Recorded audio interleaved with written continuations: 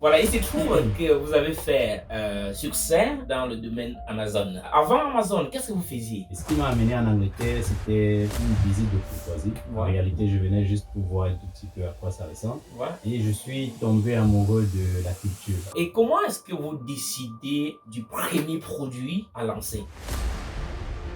Personnellement, je ne suis plus autant impliqué dans mes business comme il y a peut-être 5 ans. Quels sont les défis auxquels vous faites face quotidiennement par rapport à vos produits Amazon? Vu que le monde avance avec l'intelligence artificielle, les méthodes peut-être de recherche de produits, Ouais. les méthodes de publicité évoluent aussi avec le temps. Et il faut s'adapter. D'après certaines recherches, je l'ai trouvé sur votre site internet que vous êtes devenu millionnaire avec le commerce Amazon.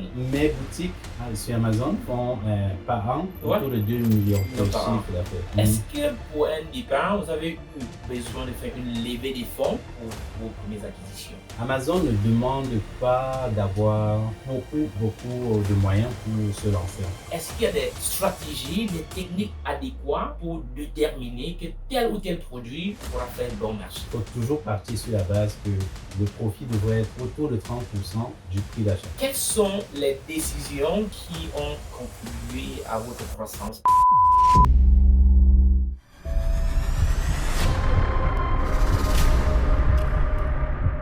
Mesdames et messieurs, bonjour et bienvenue au premier podcast sur Afrique Excellence. Nous avons le plaisir de recevoir ici aujourd'hui quelqu'un qu'on ne présente plus, quelqu'un qui a fait parler de lui sur les réseaux sociaux dans beaucoup de pays. Il a fait l'Allemagne, il a fait la France, il est aujourd'hui en Angleterre et on parle également beaucoup de lui. Sans plus tarder, je vais lui passer la parole et il va se présenter lui-même. Alors, mesdames et messieurs, recevez Alban. Comment tu vas, Alban?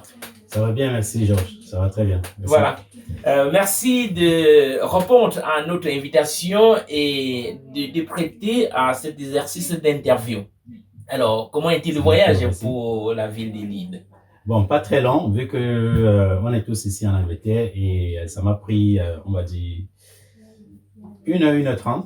D'accord. Mais c'était aussi vraiment pour moi l'occasion d'arriver à Leeds pour la première fois et avec la famille. Donc, on a profité pour prendre un petit congé de 2-3 jours. Tout à fait. Une pierre deux coups, alors on dirait. Une pierre deux coups, tout à fait. Super. Voilà, il se trouve que vous avez fait succès dans le domaine Amazon. Oui, c'est ça. Voilà, avant Amazon, qu'est-ce que vous faisiez?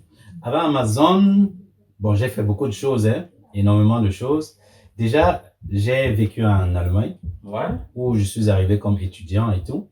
Donc, pendant mes études, je travaillais indépendamment. Donc, j'étais indépendant. C'est en Angleterre que j'ai eu mon tout premier boulot. Mais en Allemagne, je faisais un peu de tout. Donc, j'ai fait de l'e-commerce aussi en Allemagne. J'ai commencé avec eBay depuis 2009 que je vends en ligne, en fait. Et également, j'ai travaillé en tant que freelance pour on va dire, des compagnies d'immobilier.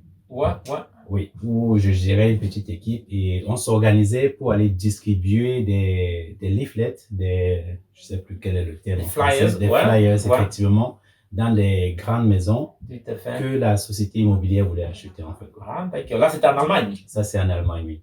Et j'étais aussi un organisateur d'événements, un DJ. Ceux qui sont en Allemagne, ils doivent bien connaître DJ Neko Talent ou DJ Talent.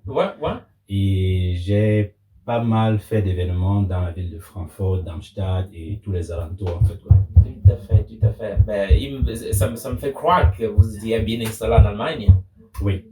Oui, en effet, je suis arrivé en Allemagne en 2003. Et j'ai laissé l'Allemagne 10 ans plus tard, en fait. J'étais bien installé déjà, Wow. Mais qu'est-ce qui vous motive de quitter le pays où vous êtes bien installé pour aller dans un pays neutre, un pays où vous ne connaissez peut-être pas la langue déjà? Et qu'est-ce qui vous booste et qui vous motive à quitter ce pays, l'Allemagne? Déjà, je suis un gros aventurier. Et j'aime les challenges, en fait. Donc, j'aime vraiment me challenger, aller au-delà de ce que je peux faire. Tout à fait. Et ce qui m'a amené en Angleterre, c'était une visite de courtoisie. En réalité, je venais juste pour voir un tout petit peu à quoi ça ressemble. Et je suis tombé amoureux de la culture. Comment est-ce que les Africains, parce que je suis très drivé culture et tout. Ouais. Comment les Africains vivaient ici, je me suis dit non, il y a du potentiel. Tout à fait.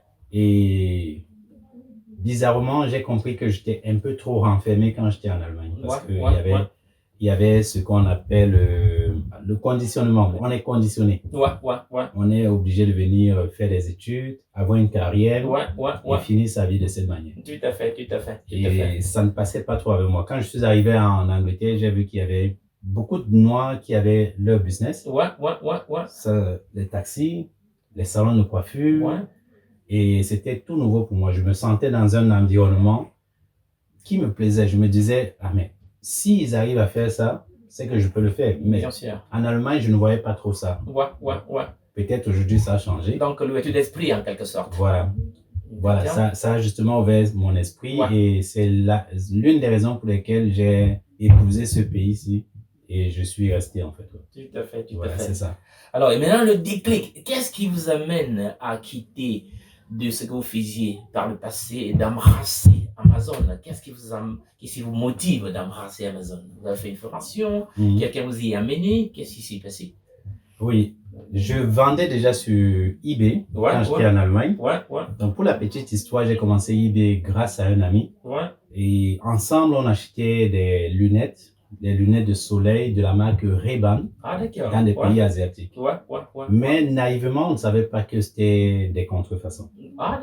On les achetait 1-2 paires. Ça passait la douane sans problème. Et on les revendait sur eBay. On les achetait autour de 20 €, 25 € et tout. Et puis on les revendait sur eBay à 60-65 €. Donc, ça marchait super bien. Jusqu'au jour où j'ai décidé de frapper un peu plus fort, d'acheter 10 paires, 20 paires. Et j'ai eu une lettre de la douane pour payer des amendes parce que c'était des contrefaçons. C'est là où j'ai compris que en fait on était en train de vendre la contrefaçon. D'accord. Mais toujours dans la même histoire en fait, j'avais pris une lunette de Ray-Ban et j'étais allé dans le magasin Ray-Ban qui venait juste d'ouvrir à Francfort et je leur ai présenté cette paire de lunettes pour leur demander si c'était du vrai ou du faux. Ils n'ont pas pu reconnaître que ça venait d'Asie. Non, pas du tout. Pour eux, c'était du vrai. Du vrai, d'accord. Et lorsque je le vendais, pour moi, c'était du vrai aussi, en fait. Tout à fait. Donc, il n'y a que le fait que ça vient d'un pays asiatique qui passe par la douane, qui faisait croire aux douaniers que c'était pas de comment on dit, de l'authentique, en fait. Tout à fait, tout à fait. Donc, parti de là, lorsque je suis arrivé ici en Angleterre, je me suis dit, il faut que je me lance dans les activités que j'avais l'habitude de faire. Donc, pour moi, c'était d'abord l'événementiel. Tout à fait, tout à fait. Je me suis un peu exercé dans ce domaine. Mais je me sentais un peu, je vais dire, âgé. D'accord. Âgé parce que la culture aussi dans ce domaine a été très différente de ce que j'ai connu en Allemagne. Tout à fait, tout à fait. La population en Allemagne, je la trouvais très jeune. Dans les événements que je faisais, ça marchait. Avec la jeunesse, n'est-ce pas? Avec la jeunesse. Tout à fait. Mais ici, je trouve que la population était un peu plus âgée. Donc, les modèles que j'avais appris ne marchaient pas vraiment dans l'événementiel ici. Donc, pour moi, c'était un coup très dur. Et donc, je me suis dit, il faut que je retrouve quelque chose que je faisais. Là, je me suis rappelé que bon, j'ai fait du commerce en ligne. Et là, je me suis lancé sur Amazon. De mes propres moyens, en fait. J'ai essayé d'apprendre un tout petit peu quelle est la différence entre Amazon et eBay et tout le reste. Et c'est comme ça que j'ai commencé, en fait. D'accord, d'accord. Ça veut dire que vous n'aviez pas une formation universitaire en commerce ou en e-commerce? Non, pas du tout. Vous avez fait une formation sur le tard, de l'autodidacte, je peux imaginer. Ouais, je suis beaucoup autodidacte. Tout ce que je fais, je l'apprends, donc pas des formations autres, pas des vidéos, pas des podcasts, et ainsi de suite. Et puis, j'essaie de mettre en pratique, en fait. Tout à fait, tout à fait. Alors, et comment est-ce que vous décidez du premier produit à lancer? Comment vous arrivez à savoir que tel produit pourra percer le marché? C'est un coup de hasard, en fait. C'est un gros coup de hasard. Comment j'ai trouvé mon premier produit? C'est mon épouse qui l'a trouvé en réalité. D'accord. Donc, en fait, vu que à ce moment, je travaillais, j'avais un job, un salaire normal. Et elle, à ce moment, elle était enceinte. Donc, elle était à la maison et de temps en temps, elle faisait un peu les courses et tout. Donc, un jour, elle est rentrée avec un produit, il me dit, tiens, je trouve ce produit intéressant, est-ce que tu peux le vendre? J'ai regardé sur Amazon et il y a une technique que j'avais apprise à l'époque, dont on parle de 2017, 2016, 2017. Il y a une technique, il n'y avait pas encore les outils de recherche comme aujourd'hui. Tout à fait. Il y a une technique qu'on utilisait qui s'appelait la technique du 999. D'accord. En principe, elle consiste à prendre un produit sur Amazon et de mettre environ 1000 unités dans son panier, dans son basket. Ah, d'accord. Donc, si le vendeur a plus de 1000 unités, tu pourras mettre 999 dans ton panier. Tout à fait. Donc, c'est pour ça qu'elle s'appelle 999. Tout à fait. Mais s'il a moins, Amazon va mettre uniquement ce qu'il a en stock dans ton panier. Dans ton panier, Tu mets la totalité et puis Amazon te dit peut-être que le vendeur n'a que 300 unités. Donc, tu ne pourras mettre que 300 unités dans ton panier. Et donc, j'ai mis les 300 unités dans mon panier et le lendemain, je vois qu'il en reste 287, par exemple. Donc, je fais le calcul. Il a vendu environ 13 unités. Tout à fait. Je reviens 2 jours plus tard, je vois qu'il en reste peut-être 250. Et ainsi de suite. Je me dis, ah mais ça marche. Tout à fait. Il vend bien ce produit. C'est comme ça que, de la même manière, le produit que j'avais, que mon épouse avait rapporté, j'ai essayé de le retrouver sur Amazon et de le mettre dans mon panier et j'ai vu que ça fonctionnait. Tout à fait. Et je me suis lancé dessus. De la même manière, en fait. Tout à fait. Super. Ça, ça fut une technique géniale. Bon, et cette technique 999, c'est apparemment une technique qui est connue par les initiateurs d'Amazon. Non, c'est juste la créativité peut-être d'un vendeur. Il a essayé de la partager. Et ça a marché. Et ça marche, Ça a marché. Mais ça ne marchera plus aujourd'hui parce qu'en fait, il ne tenait pas compte de la compétition en ce moment. C'est juste la demande que tu peux évaluer de cette manière. Tout à fait. Et après aussi, ça ne peut que évaluer la demande d'un seul produit. C'est ça. En fait, d'un seul vendeur. Oui. Okay. Comment est-ce que ce vendeur vend? Bon, ça ne peut pas vraiment t'aider à comprendre si le marché est compétitif ou pas du tout. Pas du tout. Donc, pour moi, à l'époque, puisque je voulais vendre exactement ce produit, ça marchait en fait. Tout à fait. C'est ça. Super, bien de savoir. Voilà. Et quels sont les défis auxquels vous faites face quotidiennement par rapport à vos produits Amazon? Aujourd'hui ou à l'époque? Non, aujourd'hui. Les défis, ils sont nombreux. Ils sont nombreux. Déjà, le fait que Amazon change régulièrement les règles, en fait. Donc, il faut tout le temps peut-être s'aligner aux règles que Amazon exige. Tout à fait. Un exemple, je dirais, Amazon exige aujourd'hui de pouvoir mettre le pays d'origine. Ah, d'accord, du produit. D'accord. Même s'il le fait, il veut que ce soit beaucoup plus concret, beaucoup plus, je ne sais pas trop, professionnel qu'avant. Il demande également de mettre le mode d'utilisation de certains produits. Donc, ça doit être documenté et téléchargé sur la plateforme d'Amazon. Tout à fait. Donc, si tu as 100 produits différents, imagine le challenge que tu auras. Tu es obligé de le faire pour les 100. Pour chaque produit. C'est ça.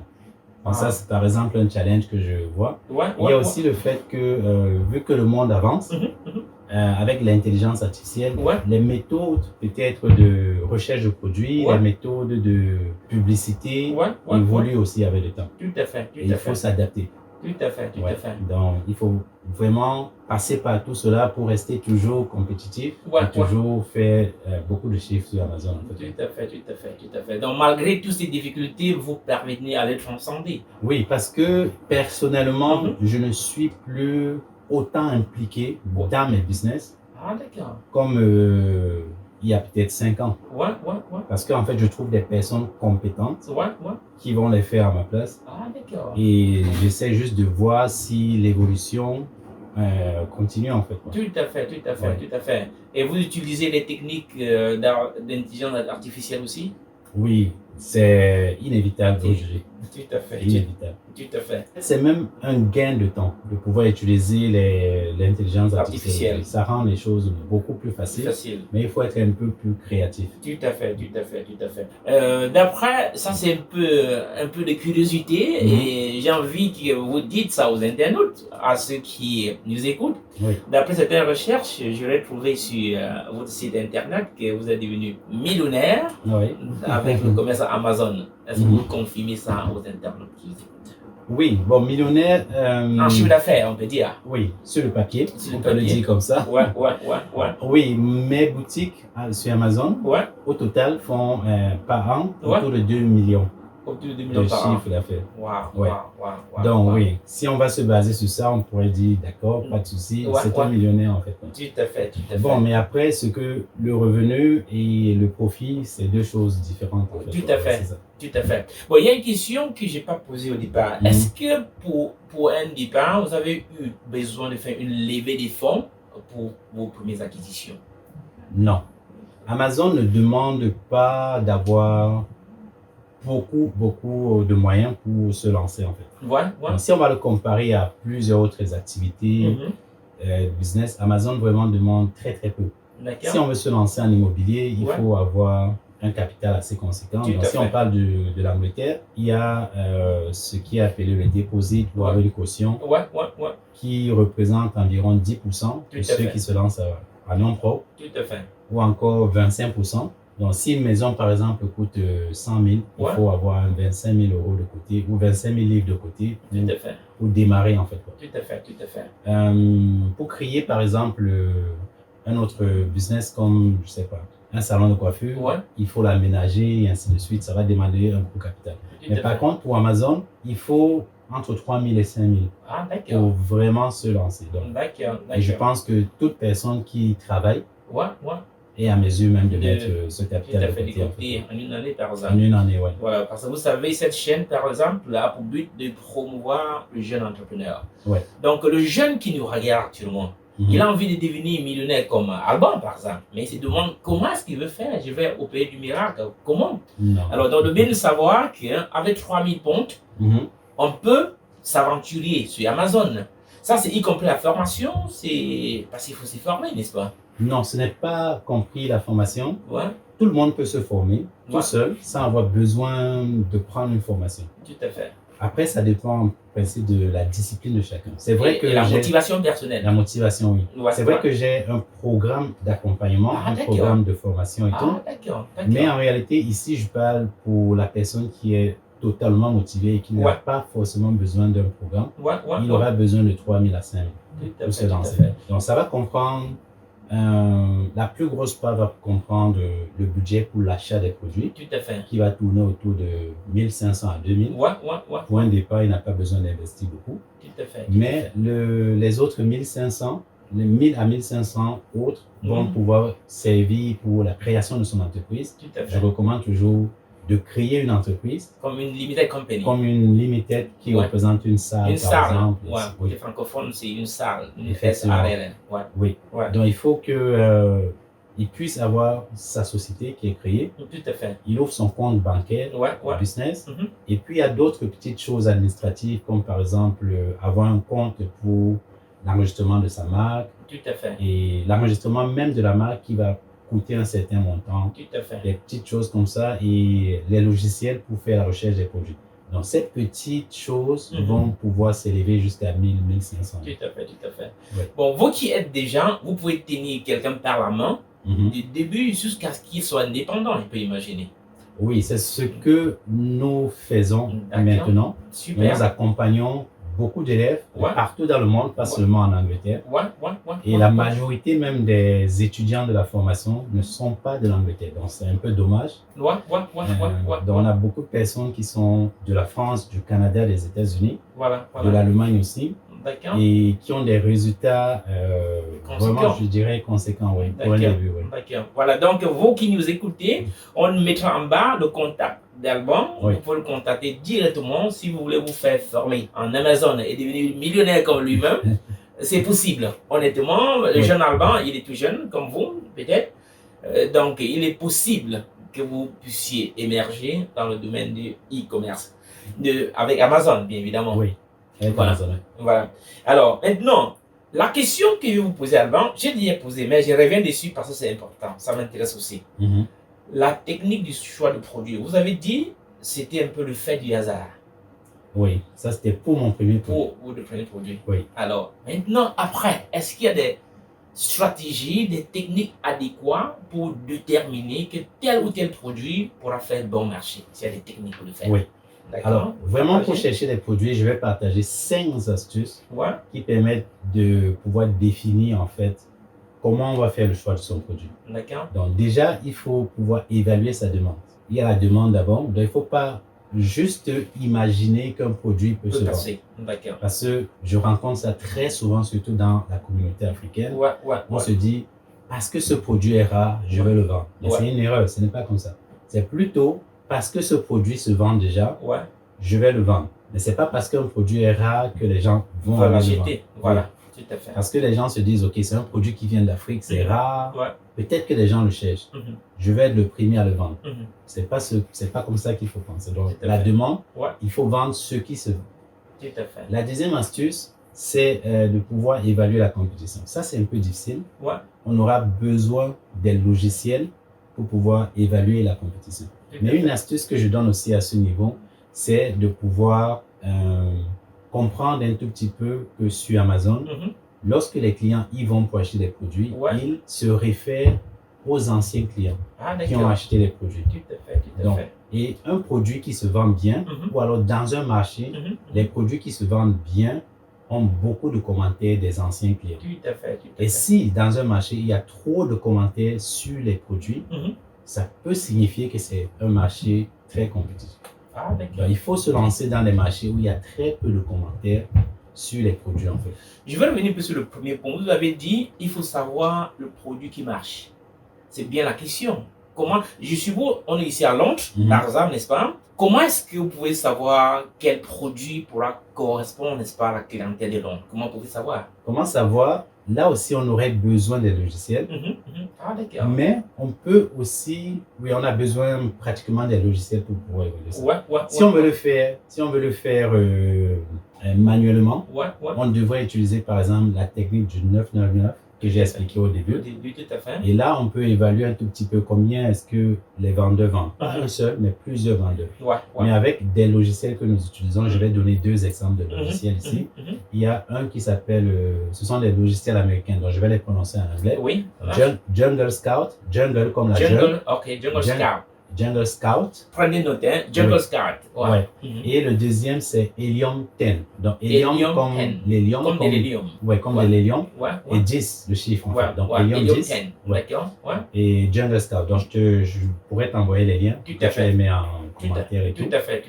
Donc, ces 2 logiciels-là, ce sont des logiciels à abonnement. Il faut s'abonner pour pouvoir les utiliser et pouvoir faire l'évaluation. Avec ces 2 logiciels, je peux en même temps évaluer la demande et la compétition d'un marché. Tout à fait. Oui, ça, ce sont les 2 premiers critères. Le troisième critère également, c'est le profit. Il faut bien évidemment qu'un produit soit rentable. Rentable, bien sûr. On ne vend pas des produits juste pour faire plaisir. Non, ça c'est clair, Et pour savoir qu'un produit est rentable, il faut pouvoir se référer sur le prix de vente. Tout à fait. Donc, normalement, le prix d'achat devrait être 1/3 du prix de vente. 1/3, d'accord. Donc, comme à titre d'exemple, si un produit se vend à 30 livres ou à 30 euros, il faut l'acheter à 10 euros. À 10 euros maximum. Voilà. Tout à fait. Donc, dans les 10 euros sont compris le prix de vente, le prix d'achat, autant pour moi, et l'importation, le transport, tout. La douane, la douane, tout. Donc, c'est vraiment, comme on le dit en anglais, le landing price. Tout à fait. Donc, le prix auquel ça arrive dans votre magasin. Voilà, exactement, c'est ça. Le prix de revient. Le prix de revient, merci. Le prix de revient. Il devrait être 1/3 du prix de vente. Là, parce que le tiers du prix de vente, c'est le prix d'achat. Le deuxième tiers du prix de vente, c'est les commissions d'Amazon, les frais d'Amazon. Tout à fait. Et le troisième tiers, c'est le profit en fait. Tout à fait. Il faut toujours partir sur la base que le profit devrait être autour de 30% Tout à fait. du prix d'achat. Tout à fait. Vous avez dit 5 points, vous êtes à 3 points déjà. On est déjà à 3 points. Ouais, Oui. le quatrième? Le quatrième point, c'est la saisonnalité. C'est-à-dire, il ne faut pas vendre des produits uniquement parce que c'est la tendance. ouais. Il ne faut pas vendre des produits parce que c'est une saison donnée. Ouais. Donc, très souvent, les gens vont se lancer sur des produits parce que c'est le moment de vendre ce produit-là. Ouais. Mais ce sont des gens qui ne vont pas faire long feu. Il faut vendre un produit toute l'année. Tout à fait. 365 jours, Tout à fait. sans interruption. Tout à fait. Et généralement, il faut donc se baser sur le fait que le produit ne soit pas saisonnier. Merci. Voilà. Et le dernier point, c'est la taille du produit. OK. Généralement, lorsqu'on est débutant, il vaut mieux se lancer sur des petits produits. Pas très grands, pas très lourds. Ouais. Et une astuce que je donne, c'est que le produit devrait rentrer dans une boîte de chaussures. D'accord. Tout simplement. D'accord. Pour faciliter le transport Ouais. à la poste. Parce que ça va vous coûter moins d'importer ce produit. Ouais. Et ça va vous coûter aussi moins de stocker ce produit et de l'expédier au client. En fait. Tout à fait. D'accord. Le dernier, vous avez perdu 5. Non, là, c'était les 5. Ah, ça, c'est les 5. Le premier, c'est la demande. Ouais. Le deuxième, c'est la compétition. Ouais. Donc, ça doit être moins compétitif. Tout à fait. Ou alors faible compétition, pour le dire comme ça. Une demande moyenne ou élevée. Ouais. Troisième, je ne sais plus, c'était la saisonnalité. Ouais. Le quatrième, j'ai parlé de profit. Ouais. Et le cinquième point, c'est la taille du produit. Donc, il devrait être petit et léger. D'accord, super. Voilà. Alors, la prochaine question que je vais vous poser, c'est l'approvisionnement et la gestion de la logistique. Comment est-ce que vous gérez l'approvisionnement et la gestion de votre logistique? Oui, heureusement, justement, le fait de vendre sur Amazon nous allège beaucoup de tâches. Parce que lorsque nous vendons sur Amazon, il y a un programme qui est appelé FBA. OK. FBA, pour le dire en français, ça veut dire mot à mot en anglais, Fulfillment by Amazon. OK. Donc, en principe, il est expédié par Amazon. C'est un service que Amazon propose à ses vendeurs. Tout à fait. C'est gratuit, mais le service, en fait, c'est, comment dire, y adhérer est gratuit, mais le service a des frais en fonction de ce que on utilise en fait. Et ça nous allège toute la partie logistique. Bon, je vais revenir dessus, mais si nous parlons d'abord de l'importation, lorsque nous achetons les produits, je recommande toujours de les acheter en Chine directement. D'accord. Et là, maintenant, il va falloir travailler avec les transitaires pour pouvoir importer la marchandise. Tout à fait. Et oui, on va parler de la douane à ce moment, on va parler de la TVA et ainsi de suite. Mais pour faire simple, lorsqu'on travaille avec des transitaires, on leur délègue toute cette tâche-là. Tout à fait. Et on paye tout simplement la note en fait. Tout à fait. Et vous pouvez recommander un transitaire. Les transitaires, c'est des Anglais, c'est des Chinois, ils sont de quelle nationalité? Oui, quand je commençais, j'ai travaillé avec des Anglais ou alors des transitaires, on va dire occidentaux. Mais la note était salée en fait. Elle était très chère. Parce que vu qu'ils sous-traitent également leurs services, ou alors, comment dire, oui, ils sont des sous-traitants. Ça devient un peu plus cher. Tout à fait. Mais lorsqu'on travaille avec des transitaires qui sont directement implantés en Chine, il y a beaucoup de services qu'ils font eux-mêmes et ça revient beaucoup plus moins cher. Donc, je recommande vraiment les transitaires locaux en Chine en fait. Tout à fait.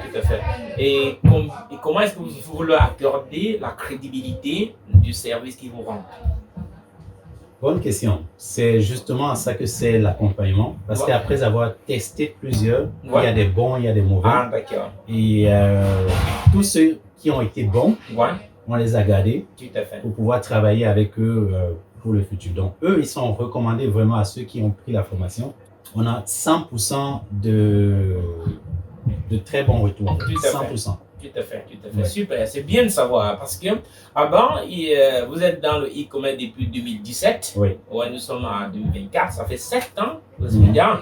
Sur Amazon, oui. Voilà. Donc, une expérience non négligeable. Donc, pour ceux qui veulent se lancer sur Amazon, Alban, c'est la personne à contacter. Voilà, j'ai une question pour vous. Vous savez, l'être humain ou bien le cerveau humain ne gère pas facilement ce qui est négatif. Donc, si je vous injecte tout de suite un mot négatif, ça va vous affecter négativement.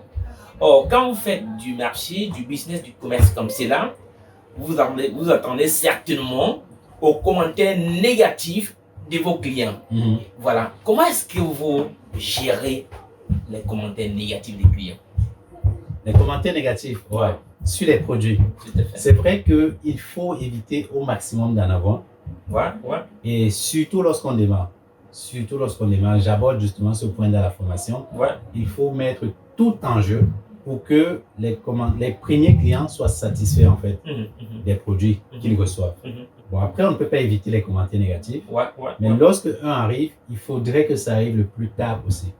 Peut-être lorsque tu as reçu 10 bons commentaires et que le 11e qui arrive soit négatif, ça n'aura plus un très gros impact sur tes ventes ou alors sur ton business en fait. Tout à fait. Parce qu'il y a déjà 10 personnes qui ont laissé de bons commentaires. Tout à fait. Et le 11e va un peu se noyer dans le reste en fait. Tout à fait. Mais si ça arrive au début, ça va être très difficile de pouvoir remonter. Décourager. Ça risque de décourager effectivement. Tout à fait. Mais si le produit est bon, de bonne qualité, bon, il faut payer le prix. On va peut-être un peu plus investir en publicité pour que les clients achètent malgré le commentaire négatif. Et les autres vont pouvoir venir laisser une bonne note pour que ça remonte la pente. En fait. Tout à fait. Il y a certains commentaires, il y a certaines propositions, je dirais, de certains vendeurs qui disent que si vous n'êtes pas satisfait du produit, on vous rembourse en totalité. Oui. Est-ce que ça peut contrer les commentaires négatifs? Non. Parce que quelqu'un qui laisse un commentaire, c'est sur le coup de l'émotion. Généralement, les gens sont satisfaits, ils n'en parlent pas. Mais c'est lorsqu'ils sont pas du tout satisfaits. Mais vous l'avez dit au départ que si vous n'êtes pas satisfait, on vous rembourse. Oui. Ils connaissent ça. Oui, mais ça n'empêche pas son émotion. Ah, d'accord. Il va être remboursé, mais quand même, il n'est pas content. Il n'est pas content. Et il veut faire ressortir cette frustration. C'est pour ça qu'il vient laisser un commentaire. Tout à fait. D'accord. Donc, malgré le fait qu'il va retourner le produit, il va quand même venir laisser un commentaire. Ben, c'est un peu méchant de sa part. Malheureusement, c'est comme ça que ça fonctionne. On le trouve dans tous les business, même dans les miens, j'ai exactement ces mêmes résultats des autres en fait. Tout à fait. Voilà. Quelles sont les décisions qui ont contribué à votre croissance rapide? Bon, je n'aime pas le dire, mais je le dirais ainsi, c'est le mindset. Tout simplement. Le mindset. Je ne suis pas plus intelligent que qui que ce soit. C'est beaucoup plus la détermination à, mes propres objectifs. Tout à fait. Déjà, la première chose qui m'a réellement motivé, c'est que mes business avaient échoué. Quand je suis arrivé ici, j'ai voulu refaire dans l'événement. Ça n'a pas marché. Non.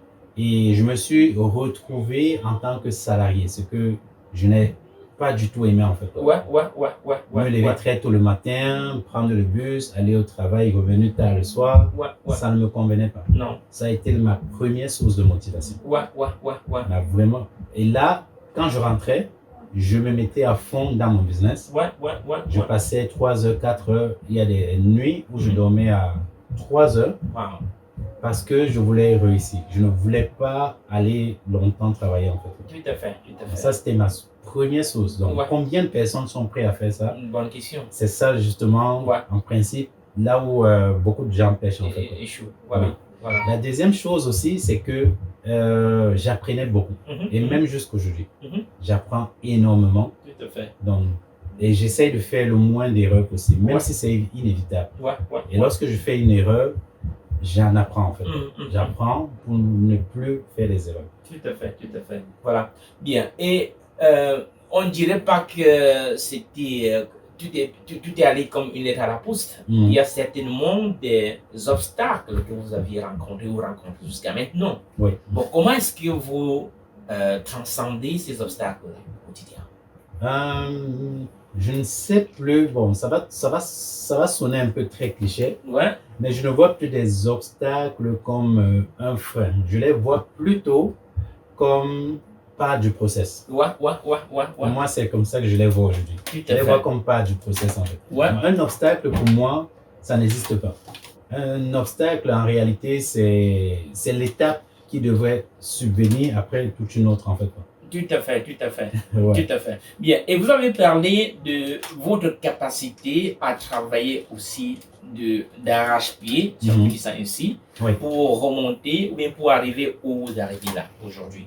Alors, vous savez, les jeunes sont tellement prompts à la facilité. Lorsque vous dites à un jeune qui va travailler peut-être 8 heures par jour, il trouve ça tellement difficile. Comment est-ce que vous arrivez, ou bien vous arriverez, n'est-ce pas, dans le cadre de la formation que vous allez donner aux jeunes, à comprendre qu'il va travailler plus de 12 heures par jour? Comment pouvoir s'aimer sans lui? Et que ça va créer un déclic qui doit travailler pendant 18 heures par jour. Comment y arriver? Vous savez, les jeunes aiment la facilité, n'est-ce pas? Ouais. Voilà. Bon, je sais pas, mais je trouve que l'argent aussi est une source de motivation. Tout à fait. C'est la raison pour laquelle il faut parfois aussi parler un peu des résultats pour pouvoir motiver les gens à arriver aussi à ces résultats, en fait. Tout à fait. Donc, moi, ce que je fais généralement, c'est de pouvoir montrer un tout petit peu mes résultats. Tout à fait. Et de leur dire, OK, si je suis arrivé ici, c'est parce que j'ai fait ceci, j'ai fait ça. Je n'ai pas dormi plusieurs nuits. Aujourd'hui, j'arrive à dormir. Et donc, il faut comprendre en fait que il y a ce principe qu'on appelle le delay gratification, en fait. Tout à fait. Si on veut avoir une meilleure vie, des meilleures conditions de vie plus tard, il faut se sacrifier aujourd'hui. Tout à fait. Et j'essaye au maximum de pouvoir inculquer ces valeurs-là à toutes les personnes qui suivent les accompagnements ou alors les programmes que je dispense, en fait. Tout à fait. Et ça se reflète aussi sur ma manière de travailler parce que c'est moi qui dirige, par exemple, les travaux pratiques dans mes formations. Tout à fait. Et si je dis que je suis là toutes les semaines, il n'y a pas une semaine que je ne suis pas. Je suis là toutes les semaines, en fait. Tout à Donc fait. ça montre un peu déjà ma détermination. La détermination, oui. Bon, moi, je leur dis, je serai ici toutes les semaines de janvier à décembre. Si je le fais, c'est pas forcément parce que je gagne de l'argent. Non. Je pourrais prendre l'argent et disparaître. Il y a beaucoup qui le font, en fait. Voilà. Mais c'est pour vous montrer, en fait, qu'il n'y a que le travail qui amène à ces résultats-là, en fait. Tout à fait. Bien. Il y a une question que je vais vous poser qui est dans l'ordre, n'est-ce pas, parce que vous avez parlé du cliché tout à l'heure. Oui. Et ce qui est d'ailleurs vrai, parce qu'il y a beaucoup de personnes qui racontent du blabla. Alors, et la personne qui vous rencontre pour la première fois, lui, il n'a aucune évidence que vous faites ce que vous dites. Alors maintenant, comment est-ce qu'on peut arriver à convaincre quelqu'un que ce que vous dites est la vérité? Il y a ce qu'on appelle le bon et le mauvais sceptique. Ouais. Moi, j'ai toujours été un bon sceptique. Je n'essaye pas forcément de vouloir juger précisément ce que les gens font, mais de tester et de voir quels sont les résultats que ça rapporte, en fait. Tout à fait. J'apprends énormément de ce que je suis en ligne, en fait. Tout à fait. Mais je ne me questionne pas de savoir si c'est réellement ce qu'ils mettent dans leur business, en fait. Tout à fait. Parce qu'il y a quelque chose que je peux apprendre qui va forcément m'apporter des résultats et qui va me faire apprendre peut-être d'autres choses diverses, en fait. Et quand je me base sur ces enseignements que je reçois, ça me permet de pouvoir me développer personnellement et d'aller beaucoup plus loin.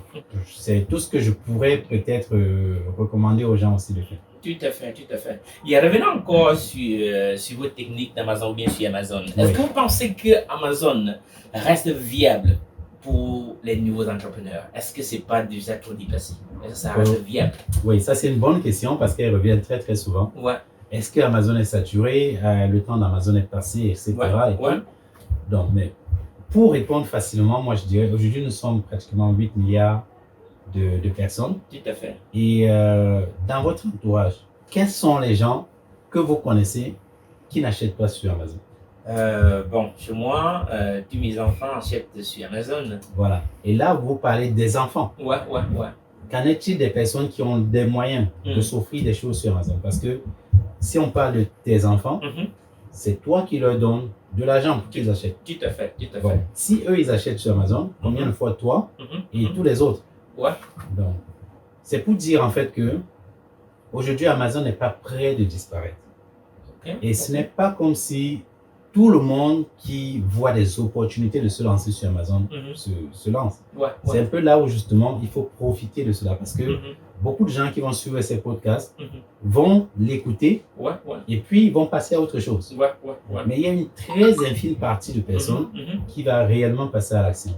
Et parmi cette petite partie qui va passer à l'action, il y a encore une plus petite qui va arriver jusqu'au bout. Et c'est ceux-là qui vont vraiment profiter d'Amazon en fait. Tout à fait, tout à fait, tout à fait. Donc, si on part sur cette base, donc aujourd'hui, je dirais qu'il y a près de moins de 2 millions de vendeurs sur Amazon. Moins de 2 millions? Oui, dans le monde entier. Dans le monde entier. Mais il y a plus de 700 000 acheteurs sur Amazon. Et près de la moitié de la population se connecte sur Amazon chaque mois pour acheter. Tout à fait, tout à fait. Bon, après, si ce n'est pas une opportunité, je ne vois pas trop. Et même si c'est un marché qui semble être de plus en plus compétitif, je ne connais aucun autre marché qui n'est pas compétitif. Tout à fait, bon. tout à fait. Si on veut revenir à notre événement d'hier, on a beaucoup parlé d'immobilier. Tout à fait. Et c'est un marché qui, de jour en jour, devient compétitif. Tout à fait. Il y a 10 ans, on aurait acheté cette maison, par exemple, à 100 000. Par exemple, oui. Aujourd'hui, elle peut valoir 200 000. Combien de personnes ont 200 000 pour acheter une maison? Non, peu de personnes. Voilà. Peu de personnes. Non, ça c'est clair. Et ça devient beaucoup plus compliqué. Plus compliqué, plus compétitif, et ainsi de suite. Tout à fait. Mais il y a toujours des gens qui se lancent dans l'immobilier, en fait. Bien sûr, bien sûr, bien sûr. Alors, moi, je dirais pareil pour Amazon. Pourquoi ne pas Moi, je pense que la majorité des gens ne vont pas sur Amazon par manque de connaissances. Ce n'est pas parce que c'est compétitif ou pas du tout. Vous avez donné comme critère des choix de produits un produit qui ne devrait pas être plus que la taille d'une chaussure. Voilà. Donc, est-ce que vous pensez que vous ne ferez pas mieux de diversifier, penser aux choses plus larges à l'avenir? Est-ce que c'est pas envisageable ou bien... Non, moi, je vends des produits larges aussi. Mais quand on démarre, parce que ça, ce sont les recommandations pour les débutants. Tout à fait, tout à fait. Lorsqu'on est débutant, il faut prendre le moins de risques possible. Tout à fait, tout à fait. Revenons un peu à l'immobilier. Vous n'allez pas demander à quelqu'un qui se lance en immobilier de faire, comment on appelle ça, des travaux. Sur sa maison, par exemple. Donc, lui, il va aller tout simplement sur l'achat d'une maison et le mettre en location. Le plus simple possible. Tout à fait, tout à fait. Mais pour quelqu'un qui devient expert, qui a les moyens de les paître, il peut oser un peu plus. Il peut acheter une maison, faire des rénovations, casser ici et par là, et puis revendre plus cher. Tout à fait. Tu vois? Tout à fait. Mais quelqu'un qui démarre, il va faire le plus simple possible. C'est la même recommandation que je fais en ce qui concerne Amazon. Lorsqu'on démarre, il faut qu'on trouve des produits qui ne sont pas très larges. Tout à fait, tout à fait. Je vends des produits larges, mais le risque est beaucoup plus élevé, il est beaucoup plus grand. Tout à fait. Parce que lorsqu'un produit ne se vend pas ou se vend lentement, je paye beaucoup de charges. Il y a le stockage, voilà, les frais de livraison. Tout à fait. Et ainsi de suite. Tout à fait. Pour éviter cela, il faut partir sur quelque chose. Minimaliste, on peut dire. Après, quand on a roulé sa bourse, lorsque ça marche, on peut aller sur des produits plus larges, oser un peu plus et faire un peu plus de profit. Tout à fait. Voilà, le temps nous fait défaut. On va finir par une dernière question. Vous organisez des formations, Adam, c'est ça? J'organise des formations, oui. D'accord. Et quelle est la périodicité de vos formations? C'est tous les mois, c'est toutes les semaines. Combien de temps ça prend la formation? Et après une session de formation, combien de temps vous attendez pour relancer une autre session de formation? Ça se passe comment concrètement? Alors actuellement, vu que nous sommes à la fin d'année, lors du tournage de ce podcast, nous avons une formation à la fin du mois de novembre. Ah d'accord. Elle est totalement gratuite. Gratuit en plus. Elle permet à ceux qui veulent comprendre un peu mieux ce business de pouvoir intégrer et de de la faire. Ce n'est pas une formation à la va-vite. Ouais. Elle sera très dense. Ouais. Elle dure environ 8 heures de temps. Ouais. À raison de 2 heures chaque jour. Donc de mercredi à samedi. 2 heures de formation chaque jour. D'accord. Et à la fin de cette formation, on propose maintenant un accompagnement à ceux qui veulent aller plus loin. Tout à fait. Donc, la formation reste gratuite, elle peut être téléchargée, gardée et tout le reste et tout. Tout à fait. Mais maintenant, ceux qui veulent aller plus loin, qui ont besoin de plus d'aide, ils peuvent rejoindre le programme d'accompagnement. D'accord. Et ce programme d'accompagnement, c'est comme le nom l'indique, un accompagnement. Donc, en principe, il y a une autre formation à l'intérieur, mais aussi un suivi. Tout à fait. Par exemple, tu crées ton entreprise, tu as un petit souci et on t'aide à avancer un peu plus loin. Et cet accompagnement dure entre 6 mois, entre 3 à 6 mois en principe. D'accord. Un accompagnement, voilà. D'accord. Avec beaucoup de bénéfices et tout. Tout à fait. Ouais. Donc, il est important de commencer par cette formation gratuite qui va durer 8 heures de temps et divisée en raison de 2 heures par jour. Par jour, oui. D'accord. Et au terme de cela, quelqu'un peut se sentir prêt à se lancer lui-même, n'est-ce pas? Oui. D'accord. Entièrement prêt. D'accord. Voilà. Donc, vous qui écoutez ce podcast, vous n'avez rien à perdre.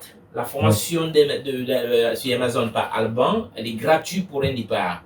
Et si vous voulez un accompagnement après, ça c'est autre chose et ça dépendra carrément de vous. Donc cette formation de 4 jours, elle est complète et vous pouvez vous lancer après les 4 jours. Et ça se passe du mercredi 27 au samedi 30 novembre. Donc dans moins de 2 semaines. Oui, dans moins de 2 semaines, c'est ça. Voilà. Donc, quel que soit ce que vous faites, ou bien ce que vous êtes en train de faire ce jour, préparez 2 heures pour suivre la formation d'Alban, qu'elle est complètement gratuite. Donc, cliquez sur le lien ci-dessous pour réserver votre place. Et la formation sera faite en anglais ou en français? Totalement en français. Totalement en français. Donc, pour ceux-là qui disaient que bon, je ne comprends pas l'anglais, il n'y aura pas de raison pour ne pas participer ou bien assister à cette formation gratuite. La formation, elle sera pour ceux qui nous suivent depuis l'Europe. Elle est faite à partir de 21 h. Donc, vous aurez le temps de coucher les enfants, d'être dans une salle toute seule et de pouvoir écouter la formation. Personne ne pourra vous gêner puisque les enfants seront endormis à cette heure-là, 21 h à 23 h. Donc, c'est le moment où vous avez votre temps tout seul. Un peu, au lieu de regarder Netflix à ce moment, fermez la télé, ouvrez votre ordinateur et participez. Et à la fin, justement, il y aura également des bonus qui seront proposés, en fait. Voilà. Donc, il n'y a aucune excuse pour ne pas participer à cette formation. Alors, Alban, merci beaucoup. Merci. Merci d'avoir répondu à notre invitation. Et c'était un plaisir. On se dit à une autre prochaine occasion. Merci beaucoup.